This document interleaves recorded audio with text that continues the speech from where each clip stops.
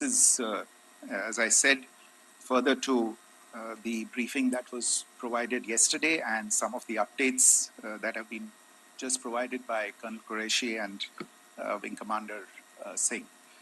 I thought that we would just put some of the aspects related to the events that started on 22nd April with the barbaric terror attack in Pahalgam into further context, because there is a certain amount of commentary that has happened with regard to the events since then. And more than the commentary, there has been a lot of disinformation that has been directed at us from across the border. So a few things that I would like you to keep in mind. First of all, there is mention on all sides of escalation. I think the first point that you have to keep in mind is the attack of 22nd April in Pahalgam is the original escalation. ये जो सिलसिला है जो हम देख रहे हैं आज की घटनाओं को लेके, ये 22 अप्रैल के पहलगाम के हमले से शुरू हुआ है. एस्केलेशन वहां पे हुआ है और उस एस्केलेशन का जवाब भारतीय सेना ने, भारतीय फौज ने कल अपने एक्शन से दिया है. Secondly, I want to invite your attention to the involvement of the group calling itself the Resistance Front in these attacks. I pointed this out yesterday that this is a group that is a known front for the well-known Pakistan-based terrorist organization, Lashkar-e-Taiba. The group has been reported earlier. I mentioned to you about the Indian authorities providing information to the UN 1267 Sanctions Monitoring Committee. And in fact, we are going to be meeting with the team again very soon, and we will be providing an update to the information that we have provided earlier. But what is interesting, दिलचस्प बात यह है कि संयुक्त राष्ट्र की सुरक्षा समिति में जब पहलगाम के हमले को लेके एक प्रेस वक्तव्य जारी करने की बात चल रही थी, तो आप सोचिए किस देश ने टीआरएफ का, द रेजिस्टेंस फ्रंट का उसमें मेंशन किया जाना, उसको अपोज किया, पाकिस्तान ने. This was after the fact that the TRF claimed responsibility for this attack not once but twice, within a few hours after the incident on the 22nd of April, and then again on the morning of 23rd April. And it is perhaps only after the full gravity of the incident was realized by its masters and handlers across the border that it was managed to back off from this claim. Obviously, that retraction doesn't convince anybody. तीसरी चीज जो मैं आपसे कहना चाह रहा था और बड़े स्पष्ट शब्दों में और आज भी आपसे ये बात साझा की है, जो भारतीय रिस्पॉन्स है वो नॉन एस्केलेटरी है, precise, targeted, precise, controlled and measured. Only military, no military targets have been selected. Only terrorist infrastructure in Pakistan has been hit. Now, there are, as I said, a number of issues that have been raised in commentaries, and there's a lot of, as I said, unfounded disinformation and fabrication that has come from across the border. And I would just like to use this opportunity to set the record straight on some of these issues. The first of these is Pakistan trying to wash its hands off any and all involvement with terrorism. I think the Pakistani information minister said there are no terrorists in Pakistan. And I think he was challenged on that in the television program that he was appearing on. But even if I partially repeat myself from yesterday, I think Pakistan's reputation as the epicenter of global terrorism is rooted in a number of instances where concrete evidence is available, not just to India, but to governments and authorities and agencies around the world. There are several terrorist attacks around the world where Pakistani fingerprints have been found. I don't need to belabor the point with regard to this audience about where Osama bin Laden was found and who called him a martyr. Pakistan has also for decades pursued cross-border terrorism into India with impunity. And as I said yesterday also, in order to deliberately mislead the international community, they claimed that the terrorist Sajid Mir was dead. They came under pressure, and Sajid Mir was then brought back to life, arrested, and is now apparently in Pakistani custody. Pakistan is also home to a very large number of UN proscribed as well as UN proscribed terrorists, as well as terrorists proscribed by a number of other governments in the world, including, of course, the Lashkar-e-Taiba and the Jaish-e-Mohammed, as well as their leaders, Masood Azhar and Hafiz Mohammed Saeed. आपने देखा होगा हाल ही में पिछले ही कुछ दिनों में पाकिस्तान के रक्षा मंत्री और उनके पूर्व विदेश मंत्री दोनों ने इस बात को माना है कि पाकिस्तान का ऐसे ग्रुप्स के साथ जो रिश्ता है वो क्या रहा है. Both the defense minister and the former foreign minister of Pakistan, I think they've done a more eloquent job of this than I could ever do in terms of describing their country's implication in international terrorism and their involvement in housing these kinds of groups. दूसरा जो विषय है वो है पाकिस्तान का जो एक दावा है कि एक इंटरनेशनल impartial investigation होना चाहिए, एक joint investigative committee होनी चाहिए. These calls for jointly investigating this heinous and barbaric attack in Pahalgam. Again, I think you know the history well on this. You know the track record well, and it is not a bright track record insofar as Pakistan is concerned.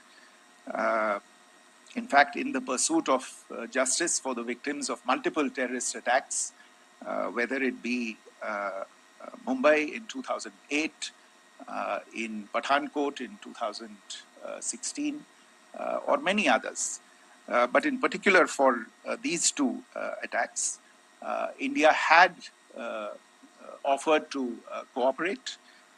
India provided forensic evidence and urged Pakistan to bring the perpetrators of these attacks to justice. We, in particular with regard to the Mumbai attacks of 2008, where a Pakistani Lashkar-e-Taiba terrorist was captured alive, India provided extensive information and evidence related to the involvement of Pakistani terrorists in this attack. Cases were registered, but you are all aware that these cases have not progressed despite the formation of judicial teams, etc. And Pakistan has consistently stonewalled all efforts to move the investigation along. In fact, with regard to the Pathankot attack as well, a joint investigative team was formed. We gave access, unprecedented access, I should say, to Pakistani team to the site of the attack. Details of call records data and DNA, etc. were shared with Pakistan. We had shared with them details related that we had been able to access to the addresses of terrorists. We presented evidence against the office bearers of Jaish-e-Mohammed who had conspired in the attack, and the handlers of the terrorists who facilitated them and guided them in. But there has been no movement on this. So in all of this, I think the experience has not been positive, and it certainly doesn't give us the confidence now to take at face value Pakistani assertions of wishing to participate in a joint investigation. These are just delaying tactics. These are just stonewalling tactics. And in fact, there is reason to believe that Pakistan uses the evidence that we provide only to cover its tracks and, in fact, defend the terrorists who we are looking for and obstruct the path of investigation. A third point that I wanted to address was the claim that only civilians were killed in the strikes on the 7th of May.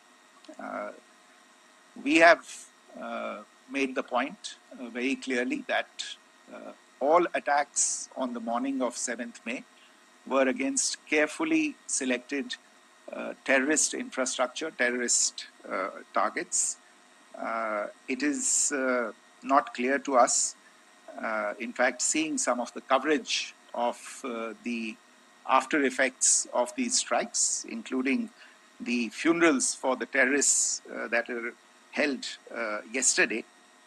I think a lot of you have seen the reports and the coverage on media. If only civilians, if any civilians were killed in these attacks, I wonder what message this picture actually sends to all of you. This is a question that is worth asking. It's also odd that the funerals of civilians are carried out with the coffins being draped in Pakistani flags and state honors being accorded.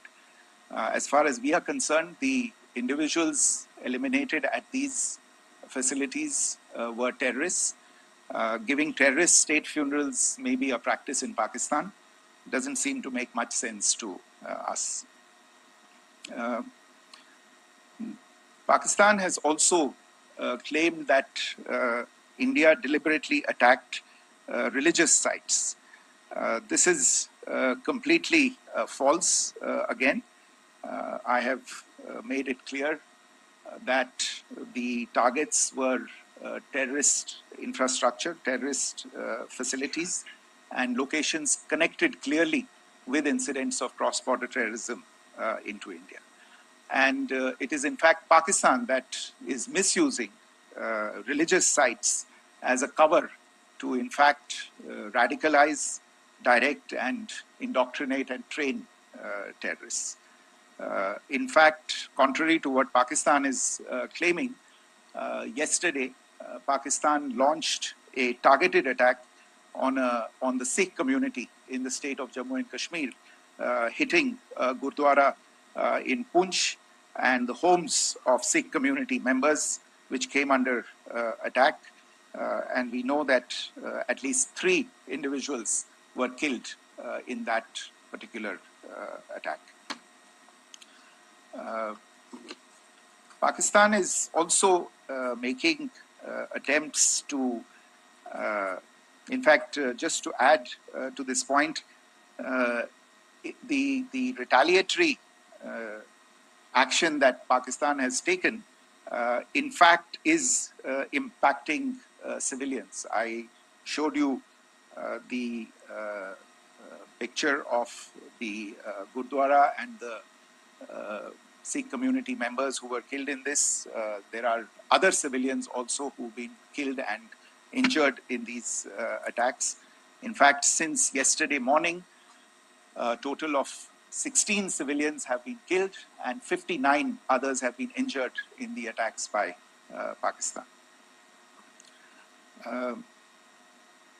Not only this, Pakistan is also making attempts as part of its disinformation campaign to paint our action with regard to cross-border terrorism through the communal angle. If that is the issue, then I think I can do no better than to cite or point you in the direction of the Pakistan Army Chief's speech of 16 April 2025. I think that is the last word in communal rhetoric. And in the Pahalgam attack itself, you are aware of the kind of religious profiling that was done there. And perhaps there is a linkage between these two events. I can only say that these nefarious designs will not be allowed to succeed in India. And it is to be noted that people from all faiths, all religions, all regions in India have unequivocally, not just in India but around the world, have condemned these attacks. The Pakistani claims of now responding to India's strikes of the 7th of May. As I said right at the outset, it is India which is responding. The original escalation was by Pakistan on the 22nd of April. We are the ones who are responding to that escalation with the action that was taken yesterday morning. And again, I would like to emphasize that the action was restrained.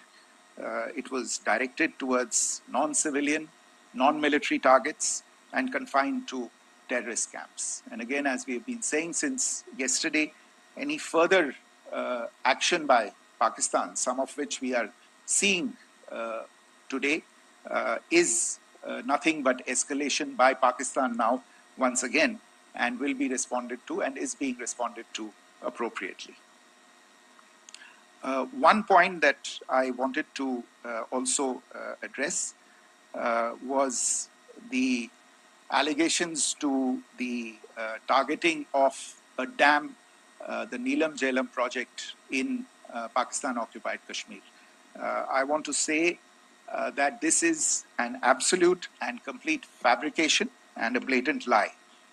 India has targeted only and only terrorist infrastructure, and the details of that terrorist infrastructure, together with the locations, were shared with you yesterday by Colonel Qureshi and Wing Commander Singh. I should note that if this kind of a claim is a pretext for targeting Indian infrastructure of a similar nature, Pakistan will be entirely responsible for the consequences that will undoubtedly follow. Finally, I want to address some issues that have been raised related to the Indus Waters Treaty and the disinformation that has been raised in regard to that as well. The fact is that there have been fundamental changes in the circumstances in which the Indus Waters Treaty was concluded, and they call for a reassessment of the obligations under the treaty. Over the last year and a half to 2 years, India has been in communication with the government of Pakistan. We've sent several notices to them requesting for negotiations to discuss modification of the treaty. India has for 6+ decades now honored the treaty, even during periods when Pakistan imposed multiple wars on us, and even when relations were adversarial. Pakistan is the one that has been acting in violation of the treaty, deliberately creating legal roadblocks in India exercising its legitimate rights on the western rivers. Any projects that India sought to build on the eastern rivers, and even on the western rivers, which we are allowed to by the treaty, were always challenged by Pakistan, thereby hampering our rights to utilize our legitimate waters under the treaty. In fact, if you see, the preamble of the treaty itself states that the treaty was concluded in a spirit of goodwill and friendship. Mark those words, concluded in a spirit of goodwill and friendship. ये भारत का धैर्य और भारत की सहनशीलता है जो 65 साल से हम इतनी प्रोवोकेशन के बावजूद इस ट्रीटी को निभा रहे हैं. However, as has been made clear earlier as well, Pakistan has not responded to our requests to enter into negotiations for a reassessment of the obligations under the treaty. A number of conditions have changed. This is a treaty that was based on the engineering techniques of the 50s and the 60s. We are living through the first quarter of the 21st century. Technological changes and technological advancements have to be taken into account. There are demographic changes. There are climate changes that have taken place. There is the imperative of clean energy. And of course, the terrorism that Pakistan has wreaked in the state of Jammu and Kashmir itself has hampered India's ability to exercise its rights under the treaty. Pakistan's persistent refusal to respond to our requests to enter into government-to-government negotiations on the modification of the treaty is, in a sense, itself a violation of the treaty. And therefore, India has taken the step of putting the treaty in abeyance until Pakistan abjures irrevocably its support for cross-border terrorism. Maybe I'll stop there. I mentioned earlier yesterday as well that this is an evolving situation. I would therefore ask all of you to be considerate and restrained. It will not be possible for us or my colleagues from the armed forces to share operational details at this point in time. Beyond that, if you have any questions, may I have time for only a few, and I'll try to answer those questions. Okay, I give the floor to Rishabh. On Secretary, good evening. This is Rishabh from Times Now. I just wanted to understand, as per the press release that has been released earlier today, it says that we have successfully hit at the air defense of Lahore. Does it give our forces a better chances if in case of further escalation? And are there other air defense places as well at strategic location that were targeted? Rishabh, you are violating the first rule that I set out at the end of my remarks. The press release that has been issued by the Ministry of Defense today speaks for itself. It is related to operational matters. It's been released by the Ministry of Defense. As more information becomes available, it will be released at the appropriate time. Once again, please don't go into operational details at this point in time, because this is a constantly evolving situation. Yeah, go ahead. Foreign Secretary Smita Sharma, just wanted to ask, the Pakistani Minister Ishaq Dar in an interview has claimed that the national security advisors of India and Pakistan have spoken to each other, if you could confirm or deny, and is complete severance of diplomatic ties with Pakistan also on the table? I have no information with regard to contacts between the two national security advisors. Insofar as diplomatic relations are concerned, you've seen the steps that were announced in response to the following the meeting of the Cabinet Committee on Security on the 23rd of April. There are no further steps that are under consideration at this moment in time. Here, go ahead. Foreign secretary, मेरा नाम मनीष है, मैं TV9 Bharatvarsh से हूं और आपने खुद ही बताया कि कितना मिस इन्फॉर्मेशन क्रॉस बॉर्डर से आ रहा है, बल्कि ऐसा लग रहा है जैसे पाकिस्तान के प्राइम मिनिस्टर और डिफेंस मिनिस्टर तक भी प्रोपेगेंडा करने में मिस इन्फॉर्मेशन में आ गए हैं। वो कई बार तो ये तक दावा करते हैं कि हम 3 राफेल हमने गिरा दिया, इतने हमने मिग गिरा दिए, और जब उनसे पूछा जाता है तो वो कहते हैं कि सोशल मीडिया में हमने ये सब चीजें देखी थी। तो अगर आधिकारिक तौर पर अगर आप कुछ कह सकें इस पर, ताकि उन्हें भी समझ में आए कि इस तरह के प्रोपेगेंडा नहीं चलने वाला है। देखिए, जब सही समय होगा तो आधिकारिक तौर पे इसके बारे में सूचना दी जाएगी, लेकिन जो आपका प्रश्न है कि प्रधानमंत्री और उप प्रधानमंत्री और विदेश मंत्री, उनके रक्षा मंत्री इस तरह की बातें कर रहे हैं, तो इसमें अचरज की कोई बात नहीं है। आखिरकार ये एक देश है जिसने अपना इसका जन्म लेते ही झूठ शुरू हो गया था। 1947 में जब पाकिस्तानी फौज ने जम्मू कश्मीर पे दावा बोला, तो उन्होंने किसी ऐसे वैसे व्यक्ति से नहीं, संयुक्त राष्ट्र से झूठ बोला कि हमारा कोई लेना देना नहीं है इससे, ये लोग जो गए हैं वो तो कबायली हैं। वो तो जब हमारी फौज वहां पे पहुंची और UN के लोग, संयुक्त राष्ट्र के लोग खुद वहां पे पहुंचे, उन्होंने देखा कि वहां तो पाकिस्तानी फौज घुसपैठ करके आ गई है, उसके बाद पाकिस्तान को मुंह की देखनी पड़ी और उनको मानना पड़ा कि हाँ, उनकी फौज वहां पे कुछ समय से पड़ी हुई है। तो ये जो यात्रा है एक तरह से 75 साल पहले शुरू हो चुकी है। तो I am not surprise that this kind of disinformation is being indulged in. Yeah. Siddhant.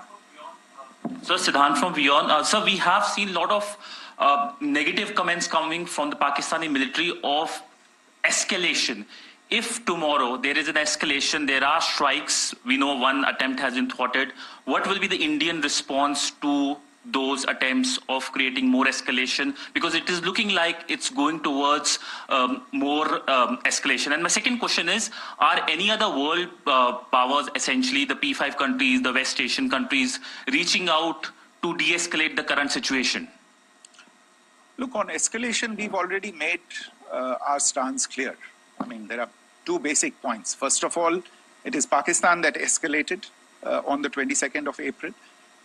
We are only responding to that escalation.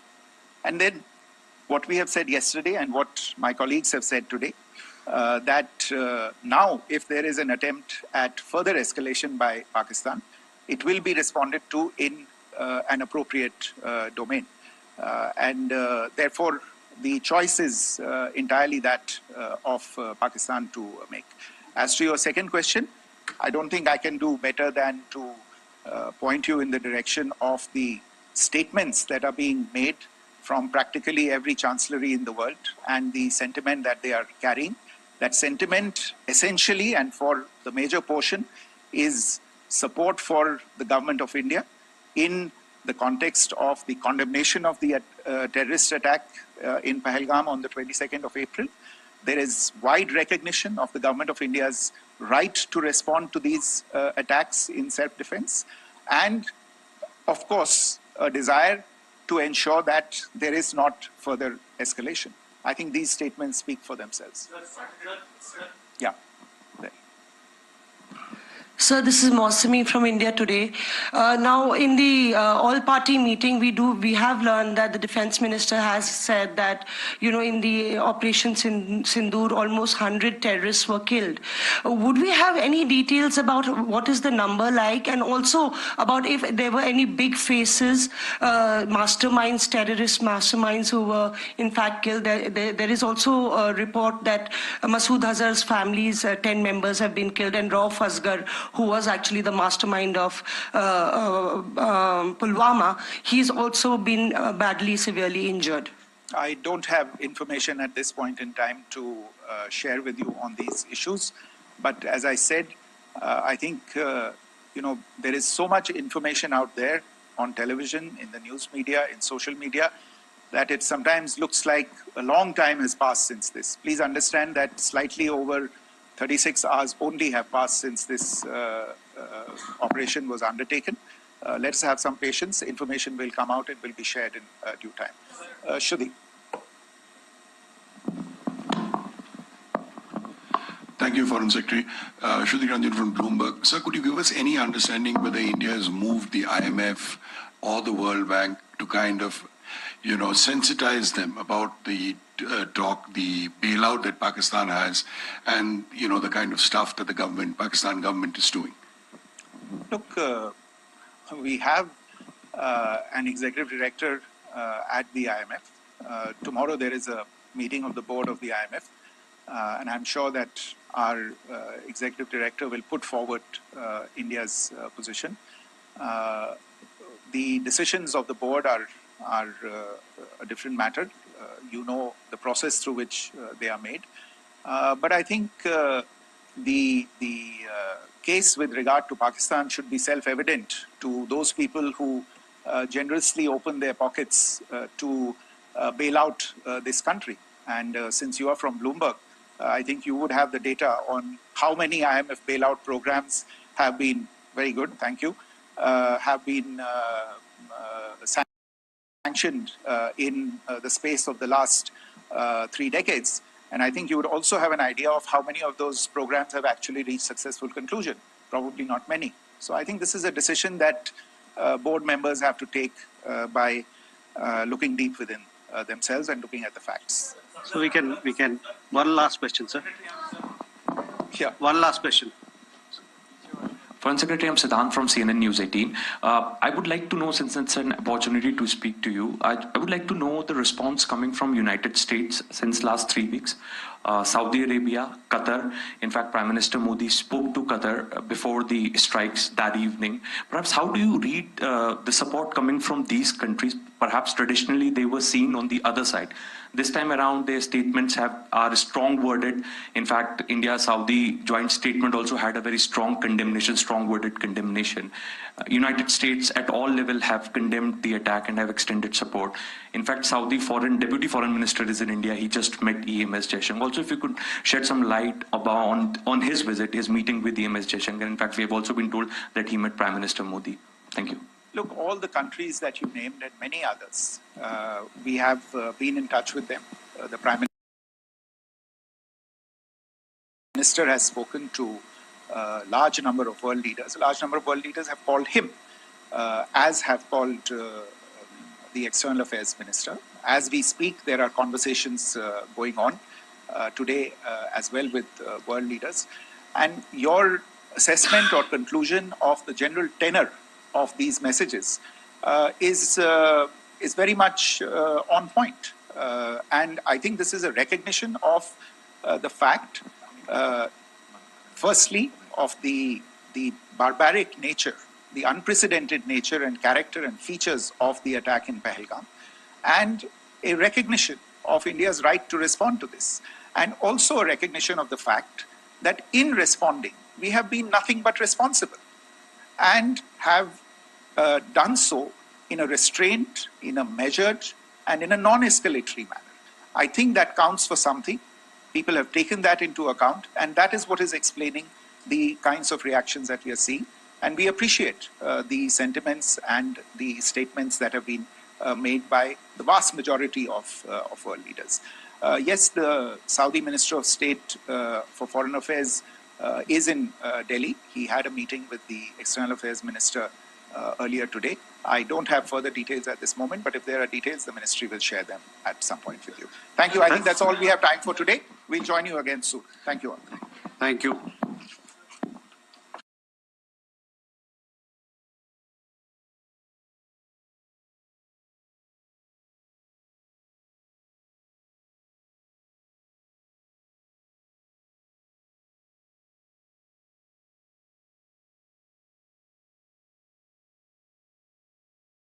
New McCain Air Fryer French Fries, designed specially for air fryers. Air fry में McCain बनेगा, मजा बढ़ेगा. the nuclear option. There are people who are saying it's about time that denuclearization of Pakistan should happen. Of course, that's a long-term thing. But a rogue nation